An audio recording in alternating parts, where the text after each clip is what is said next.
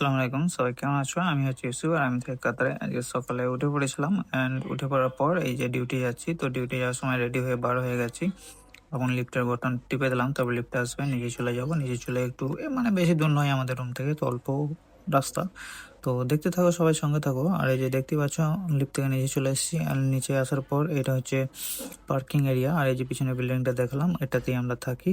আর এখান থেকে আস্তে আস্তে সামনে দিকে চলে যাব। তো এই রাস্তাটা একটুখানি পার হই, তারপরে মেন রোড চলে আসবে। এটা হচ্ছে মানে লোকাল বা রেসিডেন্সি এরিয়া বলে এগুলোকে।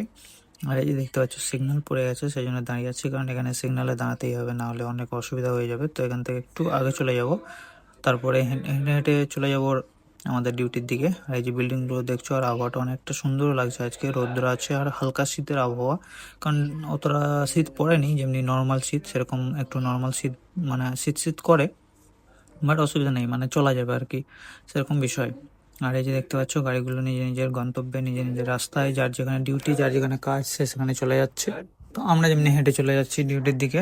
আর এই যে দেখতে পাচ্ছ এই মসজিদটা সবাই চিনবে, এটা কোথায়, তো এটা জানবে তোমরা যে এটা কোন জায়গা বা কোথায়। তো যারা কাতারে থাকো তারা এই জায়গাটা অন্তত চিনবে নিশ্চয়ই, হয়তো দেখেছো ফোনে বা যারা এতে। তো এটা হচ্ছে একটা ফেমাস জায়গা, বা দোহা, ওল্ড দোহা বলা হয়। এখানেই আগে সব কিছু হতো। তো আমাদের 12:30 থেকে ডিউটি। তো 12:30 মানে ইন্ডিয়ার তো প্রায় 3টে হয়ে যাচ্ছে।